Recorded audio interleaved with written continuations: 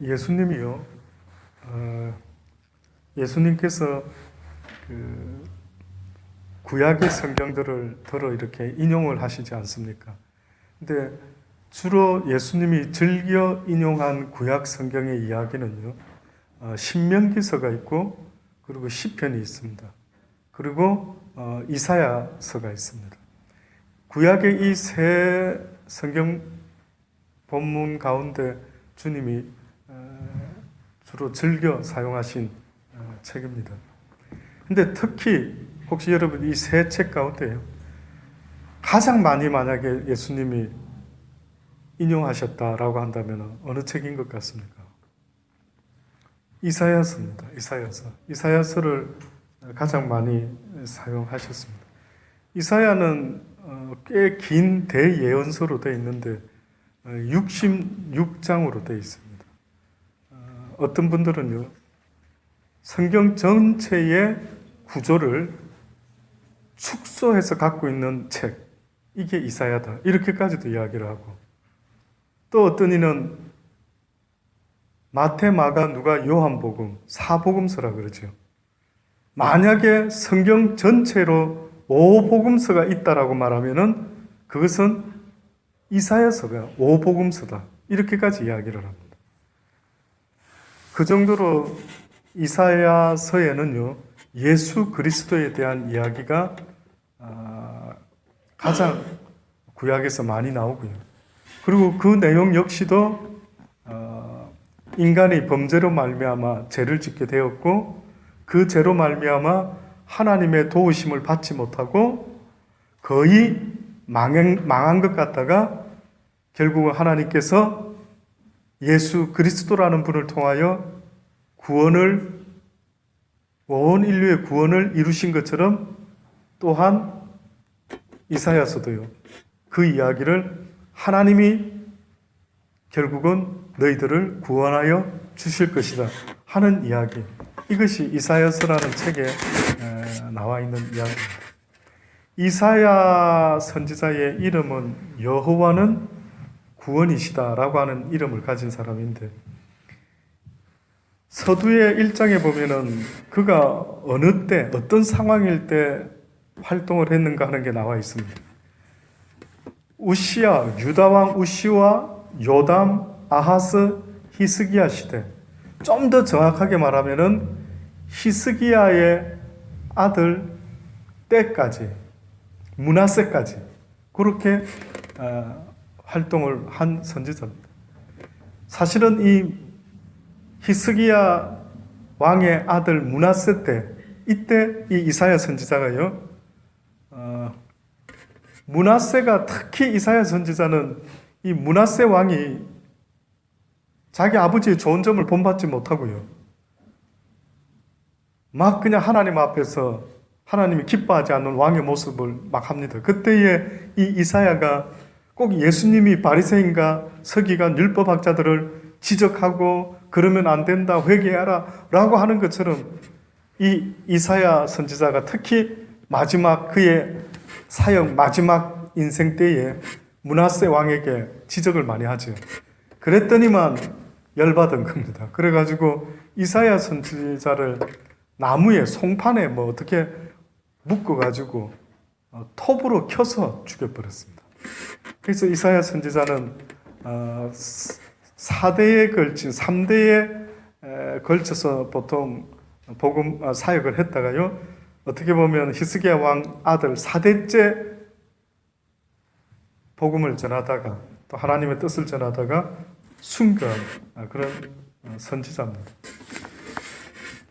저는 개인적으로 이 이사야 첫 시작이요, 상당히 의미 있는 말씀이라고 봅니다. 2절에 보면은 하늘이여 들으라, 땅이여 귀를 기울이라. 여호와께서 말씀하시기를 내 자식을 양육하였거늘 그들이 나를 거역하였도다.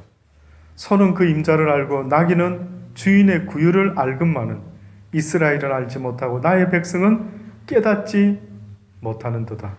슬프다 범죄한 나라여, 허물진 백성이여, 행악의 종자여, 행위가 부패한 자식이로다.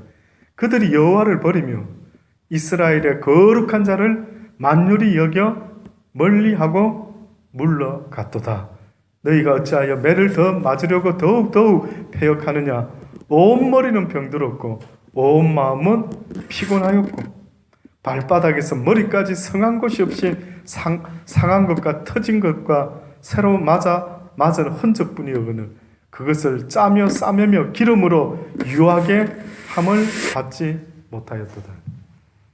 이때 상황이요, 기원 전 예수님이 태어나시기 난 이후를 우리 AD라 하지 않습니까? 그 BC 기원 전 한 720년 전쯤부터 이 이사야 선지자가 활동을 했는데 그 시대쯤이 어떤 정세였느냐면요, 우리가 아는 것처럼 솔로몬 왕 이후로 북이스라엘 남유다로 나누지 않습니까? 나누어지잖아요.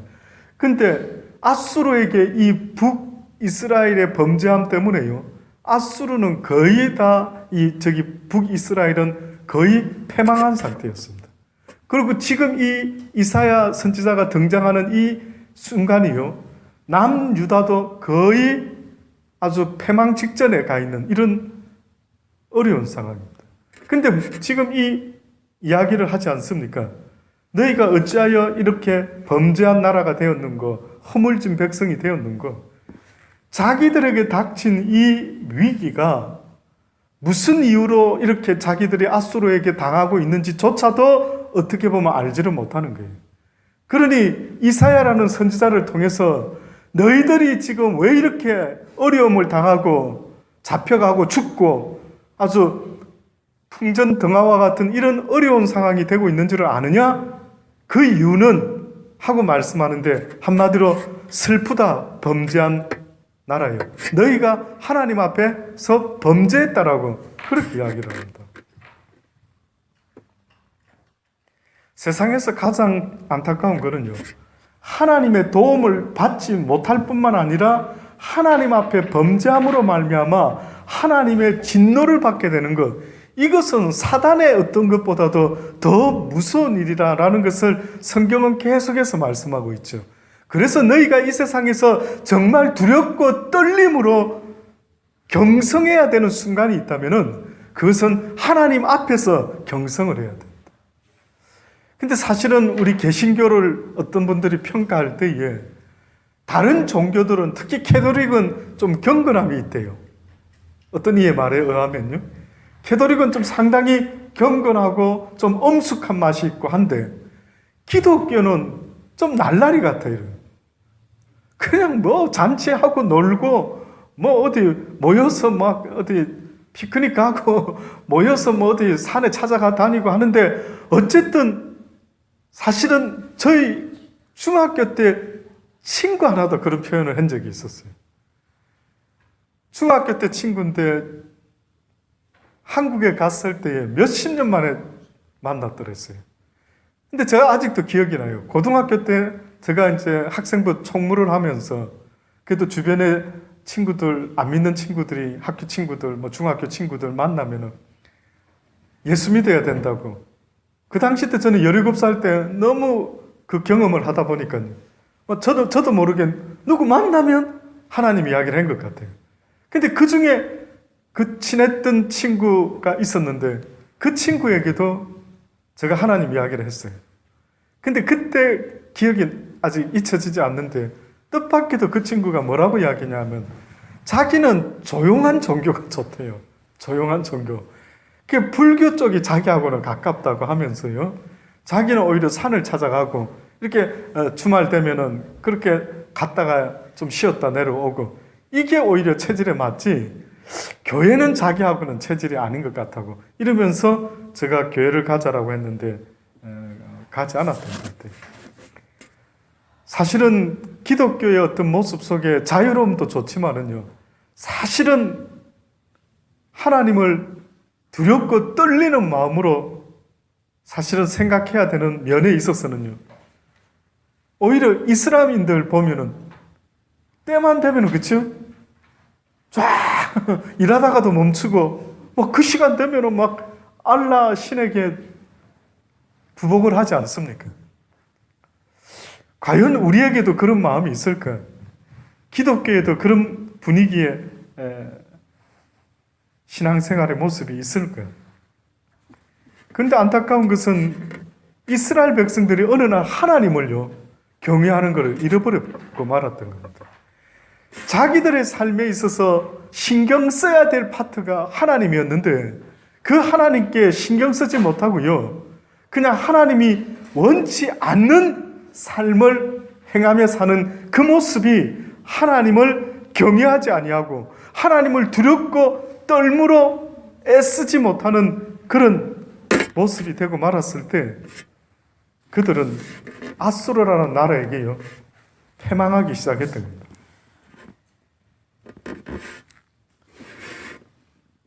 너희가 어찌하여 매를 더 맞으려고 더욱 어떻게 한다고요? 패역하느냐? 온 머리는 병들었고 온 마음은 피곤하였다. 심지어는요 발바닥에서 머리까지 성한 곳이 없이 상한 것과 터진 것 매로 맞은 흔적뿐인데 그것을 싸매며 기름으로 유하게 함을 어떻게 해요? 받지 못한다. 뿐만 아니라 너희의 땅은 황무하였고 너희 성읍들은 불에 탔고 너희 토지는 너희 목전에 이방인에게 삼키었고 이방인에게 파괴된 같이 황무하게 되었다. 이상하게도요 성경을 읽다 보면은 이런 이야기가 자꾸 눈에 띕니다. 그 중에 뭐가 있느냐면은 그 범죄한 백성들이요 죄를 범했으면은 그냥 그 사람 인생만 힘들어져야 되지 않습니까? 얼핏 생각하면. 그리고 가인이 아벨을 죽었을 때에 그의 피를 누가 받았다 그랬죠? 땅이 받았댔어요. 땅이. 꼭 무슨 땅한테도 뭐가 잘못이 있는 것처럼요. 그렇죠? 땅이 받았다라고 그렇게 표현합니다. 결국은 아담도 범죄했을 때 그 벌을 보면은요 고생해야 되는 건 아는데 뜻밖에도 땅이 저주를 받아요. 분명히 땅은 하나님이 원하는 기뻐하는 인간이 먹을 수 있는 때로는 씨 맺는 채소와 열매 맺는 과일 등이 맺어져야 되는데 엉겅퀴와 가시가 어느 순간에 나기 시작했는데 제가 볼 때는 범죄하기 전에는 없었던 나무 같아요. 범죄하기 전에는 땅에서 나오는 거 다 무조건 웬만한 건 다 심했죠. 먹으라 그랬어요. 채소들. 근데 벌 받고 난 이후로부터 땅이 저주를 받는데 가시와 엉겅퀴를 내게 되고 아담과 하와가 땀 흘린 대가만큼의 결과물이 나오지 않는다라고 하는 거예요. 그래서 그런가 모르지만은요, 말씀을 이렇게 읽다 보면은 범죄한 자의 그 소산, 범죄한 자의 토지. 그럼 그 당시 때는 1차 산업이니까 뭐 그럴 수 있겠대. 그럼 우리 시대에 보면은 범죄한 자의 비즈니스, 어떻게 보면 범죄한 자의 어떤 일, 이것이요 꼭 연결되어서 저주를 받는 겁니다. 그렇다 한다면 어떻게 보면은 북한이라는 나라, 여러분이 아는 것처럼 북한은 하나님을 인정하지 않죠. 그래서 기독교인을 가장 싫어한다고 합니다. 왜? 김일성, 김정일을 그렇게 신처럼 섬겨야 되는데 이 기독교인들은 하나님을 섬기니까요, 이들이 마음에 안 든다라는 거예요. 자기들은 신이 없다라고 말하지만 실상은 북한은 김일성과 김정일을 어떻게 한다고요? 신격화하죠. 요번에 또 새로 김정은이가 무슨 동상, 자기 아버지, 할아버지 동상을 또 뭐 평양 어디에 또 다른 곳에 그렇게 또 세운 게 뭐 어디 세웠다라고 합니다. 근데 북한의 땅을 사진으로 찍어보면은 푸른색이 산에 거의 없다라고 합니다. 이게 우연인가? 이게 우연인가? 이쪽은 남한이고 저쪽은 북한인데 어떤 이유든 간에 그 원인이 궁극적으로 어디에 있다고 말할 수도 있겠지만 이상하게 거기는 뭐가 안 자라는 거예요. 작물이.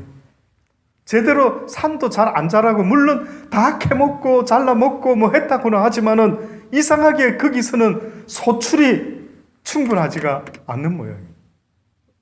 그래서 농사 짓는 때 엄청 애를 쓰지만은요, 뜻밖에도 뭐 몇 년 전에 한 해에 뭐 200만 명, 300만 명 굶어 죽었답니다. 북한에. 그러니까 북한에 1년에 죽는 숫자가 그렇다 한다면은 물론 늘 그런 거는 아닐는지는 몰라도요. 지금은 그때보다도 더 어렵다 하니 상상이 됩니까? 200, 300만 굶어서 죽는.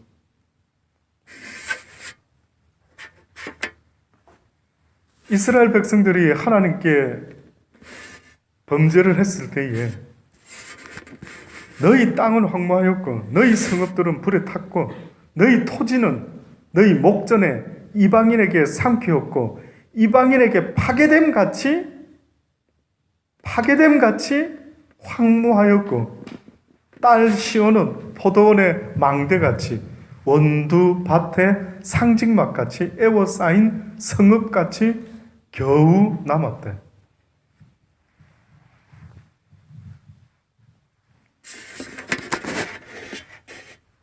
범죄한 인간의 모습이요, 사실은 이 이스라엘 백성들만의 이야기가 아닌 것 같습니다. 예레미야 17장 9절로부터 보면은요, 만물보다 거짓되고 심히 부패한 것은 사람의 마음이래. 누가 능히 이를 알리오마는 나 여호와는 심장을 살피며 폐부를 시험하고 각각 그 행위와 행실대로 보응하나니 불의로 치부하는 자는 자고새가 낳지 아니한 알을 품은 같아서 그 중년에 그것이 떠나겠고 필경은 어리석은 자가 되리라. 지금 방금 제가 읽어드린 이 말씀 혹시 자세히 들어보셨습니까? 만물보다 거짓되고 심히 부패한 것이 인간의 마음이다라고 했는데 그 부패한 상태의 마음이 한마디로 말하면 뭡니까? 라고 보면은요, 오늘 이 본문에서도 방금 이야기를 했는데 불의로 치부하는 자다라고 그렇게 이야기해요. 불의로 치부하는 자. 결국은 인간의 마음이 부패했다라고 하는 것은 이것 아니면 이건데, 하나님을 경외하고 사랑하고 그 이웃을 내 몸과 같이 사랑해야 되는 이 마음이 아니라 한다면은, 그러면 부패한 마음은 어떤 마음입니까? 라고 보았더니만 그 하나님을 사랑하는 게 아니고 나를 사랑하고 나를 위하여 길을 쓰고 이 땅의 것을 위하여 애쓰고 노력하며 살아가는 삶의 모습, 이것이 바로 부패한 마음이다. 그래서 노아 시대 때 사람들의 모습을 설명할 때에 그들이 먹고 마시고 시집가고 장가가고 집 짓고, 이것은 우리가 봤을 때는 노멀한 생활이지 이게 무슨 큰 문제입니까? 이게 홍수 심판을 받아야 될 그런 큰 문제입니까? 물어볼 수밖에 없어요. 그런데 어느 날 성경의 말씀에 보면은요, 뜻밖에도 방금 예레미야 17장 9절로부터 이 말씀처럼 만물보다도 거짓되고 심히 인간의 마음이 부패한 것을 누가 알리오? 어떻게 부패가 됐는데요? 뭐 어떤 상태인데 자꾸 부패했다라고, 우리 마음이 부패했다라고, 불의로 치부하는 자는 자고새가 낳지 아니한 알을 품은 같이 중년에 그것이 떠나겠고 필경은 어리석은 자가 된다. 결국은 육신의 것을 위해서 열심으로 살아가는 그들의 모습이 뜻밖에도 부패한 인간의 모습이다라는 걸 성경이 말씀합니다. 어디 그뿐이겠습니까? 창세기 8장 20절로 넘어가 보면은요, 노아가 여호와를 위하여 단을 쌓고 모든 정결한 짐승 중에 모든 정결한 새 중에 취하여 번제로 단에 드렸더니 여호와께서 그 향기를 흠량하시고, 이게 지금 아라랏산에 도착한 노아가 하나님께 단을 쌓고 정결한 짐승 중에서 새 중에서 취해서 번제를 하나님께 단에 드렸다. 이 이야기를 하고 있는 겁니다. 여호와께서 그 향기를 흠양하셨고요. 그 중심에 이르되 내가 다시는 사람으로 인하여 땅을 저주하지 아니하리니. 다시는 사람으로 인하여 땅을 저주하지 아니하리니. 그런데 이유가 보니까요. 이는 사람의 마음에 계획하는 바가 어려서부터 악함이라.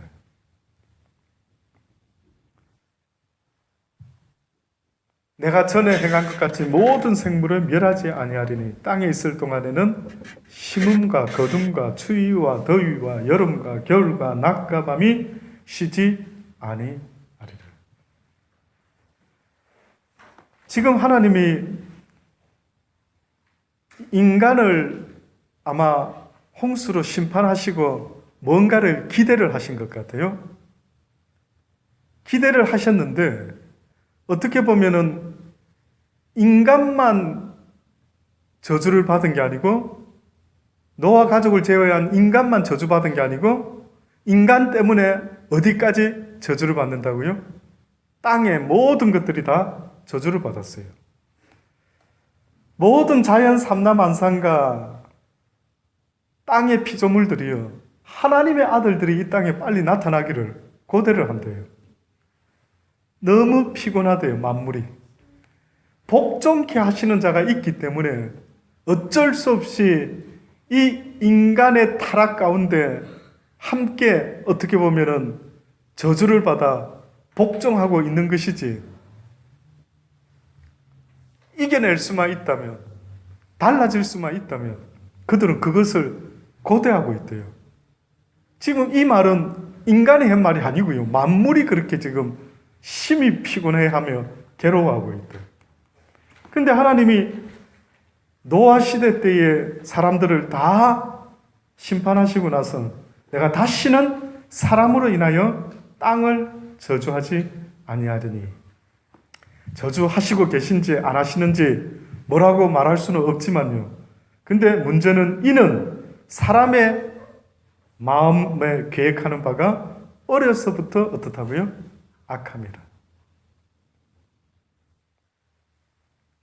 이게 어떻게 야단치고 몽둥이로 때려가지고 혼을 내서 될 일이 아니구나. 혹은 이 방법으로는 되지 않겠구나 생각을 하시지 않았을까요? 뜻밖에도 구약시대에는 대홍수로 심판을 했죠. 근데 신약시대에 넘어오면은 방법이 제가 볼 때는 너무 대조되는 방법으로 바꾸신 것 같아요.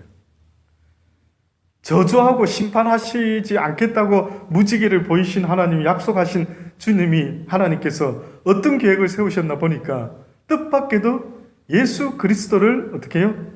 이 땅에 보내시고 오히려 모든 인간의 죄를 대신하여 십자가에 달려 죽게 하셨더래요. 첫 번째 노아 때 물로 심판은요. 어떻게 보면은 하나님의 그 진노의 방법으로 인간에게 아마 본을 한번 보여주셨던 것 같아요. 야단은 칠 수 있었는데 인간을 변화시킬 수 있는 방법은 아니라는 걸 우리에게 보여주시는 게 아닌가. 결국 하나님이 인간이라는 자신의 형상을 닮은 우리에게 어떠한 방법의 최선의 가능성을 보여주신 게 있다면 그것은 바로 사랑의 방법 말고는 안 된다라는 것을 말씀하시고 또한 보여주신 것이다라고 생각이 듭니다. 나중에 이 이스라엘 백성들이요, 이렇게 아수르에게 다 망해가지고 결국은 이스라엘이 없어지지 않습니까? 유리방황하는 민족이 되었다가 1948년도입니까? 지금의 이스라엘이 독립하기까지 수백 년 천년 넘도록 도대체 사라져도 사라져야 될 민족이요. 사라지지 아니하고 계속해서 오직 한 하나님만을 섬기며 지금까지 흩어져 살다가 결국은 이스라엘이라는 나라를 다시 재건하게 된 것 같습니다. 그들의 힘으로 된 것이 아니라 어떻게 보면 하나님의 사랑과 자비와 긍휼이요 그들을 이끌었다라고 성경은 말씀하고 있습니다. 로마서 3장 19절의 말씀부터요 결론적으로 이 말씀 드리고 마치겠습니다. 로마서 3장 19절로부터 말씀해 보면은 우리가 알거니와 무릇 율법이 말하는 바는 율법 아래 있는 자들에게 말하는 것이니 이는 모든 입을 막고 온 세상으로 하나님의 심판 아래 있게 하려 합니다. 노아 시대 때도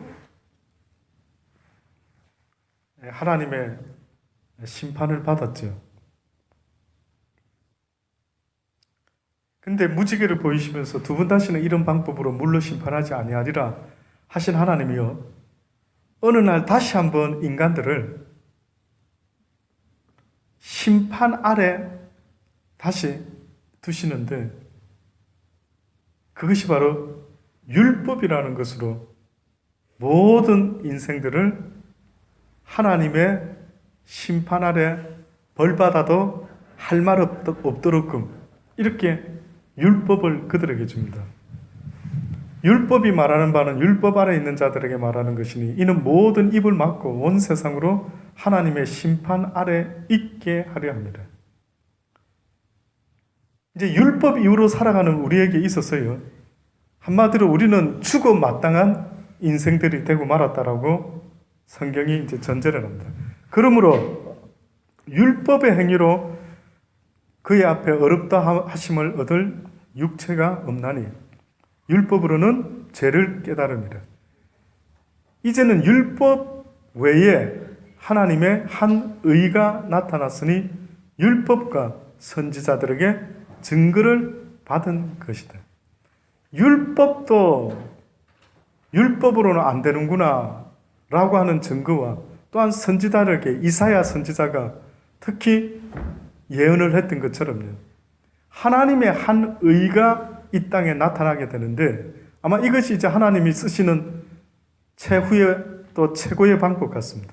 곧 예수 그리스도를 믿음으로 말미암아 모든 믿는 자에게 미치는 하나님의 의니 차별이 없다.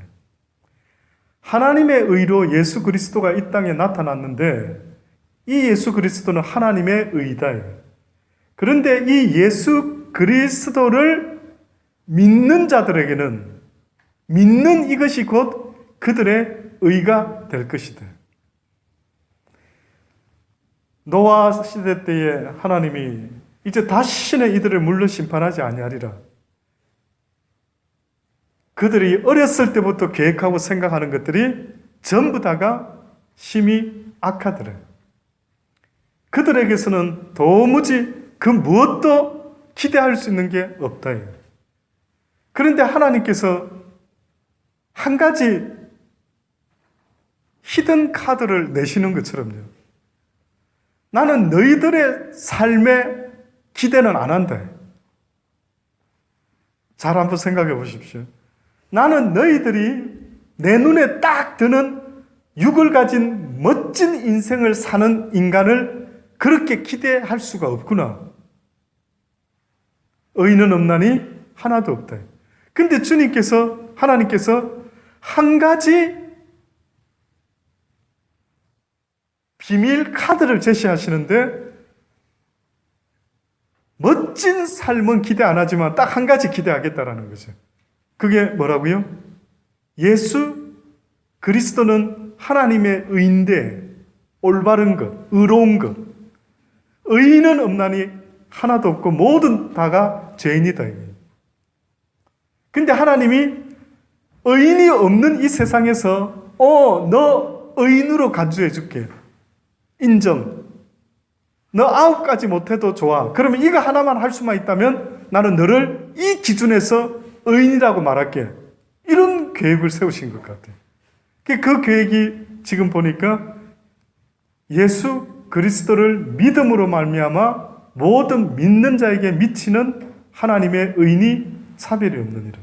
모든 사람이 죄를 범하였음에 하나님의 영광에 이르지 못하더니 그리스도 예수 안에 있는 구속으로 말미암아 하나님의 은혜로 값없이 어렵다 하심을 얻은 자 되었느니라. 값없이 피를 쏟아준 분은 딴 분인데 특별한 값을 치른 것도 없는데 너희들이 어렵다.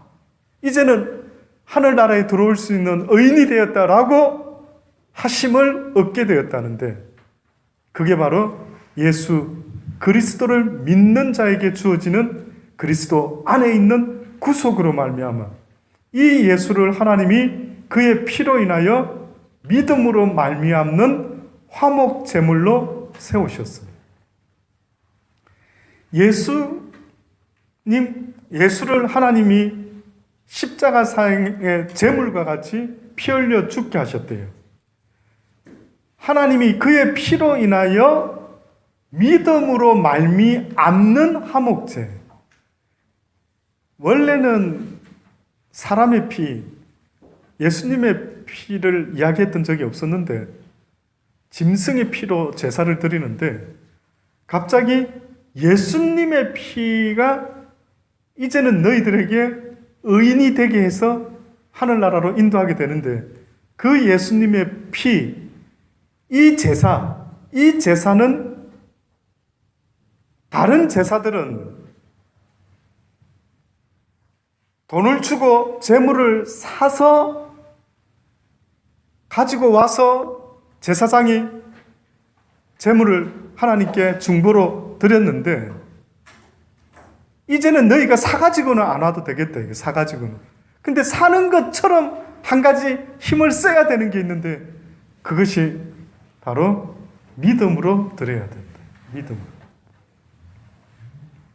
믿음으로 말미암는 화목 제물로 세우셨으니 이는 하나님께서 길이 참으시는 중에 전에 지은 죄를 관가하심으로 자기의 의로우심을 나타내려 하심이니 곧 이때에 자기의 의로우심을 나타내서 자기도 의로우시며 또한 예수 믿는 자를 의롭다 하려 하심이라. 그런즉 자랑할 때가 어디 있느뇨? 있을 수 없느니라. 무슨 법으로나 행위로냐? 아니라 오직 믿음의 법으로 되느니라. 그러므로 사람이 의롭다 하심을 얻는 것은 율법의 행위에 있지 않고 믿음으로 되는 줄을 우리가 인정하노라. 결국은 예수님을 믿습니다라고 하고요.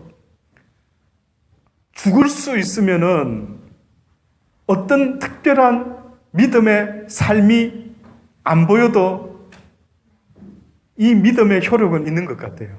예를 들어 주님이 십자가에 달려 돌아가실 때에 한편 강도가 죽기 몇 분 전에 예수를 믿었죠. 그러면 그 사람은 삶을 살았습니까? 믿음의 삶? 산 게 없어요. 그렇죠? 안타깝게도 그 사람은 죽기 직전에 믿음의 고백을 하면서 주여 당신은 하나님의 아들이심을 믿어 심지 않습니다. 당신의 나라 임할 때에 나를 기억하여 주옵소서. 나는 죽음 마땅하지만 당신은 그렇지 않음을 압니다. 그가 이런 믿음의 고백을 했을 때 오늘 밤 네가 나와 함께 낙원에 이르게 될 것이라 했죠. 낙원에 이르게 되는 약속을 받았지만 그는 받자마자 죽었어요. 그렇죠? 그 삶을 살지는 않았어요. 많은 분들이요. 예수 믿으면 구원받는다라고 할 때에 예수를 행위가 별로 없이 예수를 믿자마자 죽었단다면은 저는 그 말이 그럴 수 있대요. 근데 예수를 믿고 살아가야 될 시간이 남아있다라고 할 때 그때부터는 어떤 구원받은 자의 삶의 모습이 있어져야만 하는가 보니까 열매가 나와야 된다. 아버지 말씀은. 빛과 소금, 빛의 열매, 모든 착함과 의로움과 선한 열매가 나와야만 된다라는 거예요. 그것이 바로 예수를 믿노라고 하는 증거로 내가 받겠다라는 거예요. 이것이 두 번째 믿음의 몸부림이 되지 않는가 하는 생각이 듭니다. 아무쪼록 저와 여러분, 결국은 이 땅에서 힘들고 어려운 그 모든 근본적인 원인은 바로 하나님이 나를 돕지 않으신다라면 우리는 살아갈 길이 없다라는 것과, 하나님이 도울 수 있는 사람은 회개함으로 주께 의지하고 나가는 이들을 하나님은 분명히 돕는다라고 약속을 하는데, 이 이스라엘 백성들은 범죄하고도 자기들이 그렇게 혼이 나고 있으면서도 왜 지금 이런 일이 벌어지는지 전혀 알지 못하고 있습니다. 하나님은 너무나 답답하셨어요. 당연히 본능적으로 부모가 자식을 양육하고 자식은 그 부모를 알아보고 그렇게 한 가정에 오손도손 살아가는데, 하물며 짐승들도 소는 그 임자를 알고 나귀는 자신의 주인의 구유를 알아서 멀리 나갔다가도 저녁 되면 집을 찾아 들어온다라는 겁니다. 그런데 집 나간 자식과 같이 이스라엘 백성은 아버지 집을 찾아 돌아오지 아니하고 있다라고 그렇게 말씀하고 있습니다. 늘 주님께 가까이, 더 가까이 돌아갈 수 있는 저와 여러분의 삶이 되기를 간절히 바랍니다. 기도하시겠습니다. 좋으신 아버지 하나님 감사합니다. 이사야 선지자를 통해서 돌아오라고 소도 주인을 알고 나귀도 그 구유를 안다고 까지 말씀하는데, 아직도 이 땅에 수많은 사람들이 하나님을 믿노라고 하면서도 그들이 지금 왜 이런 어려움을 당하고 있는지조차도 알지 못하고 날마다 피투성이가 되어 치료를 받지 못하고 살아가는 그런 영적인 모습은 아닌지 아버지 돌아보게 하시며 하나님 앞에 날마다 회개함으로 나아갈 수 있는 은혜가 있게 하여 주옵소서. 예수님의 이름으로 감사하며 기도드리옵나이다. 기도하시면서 자유롭게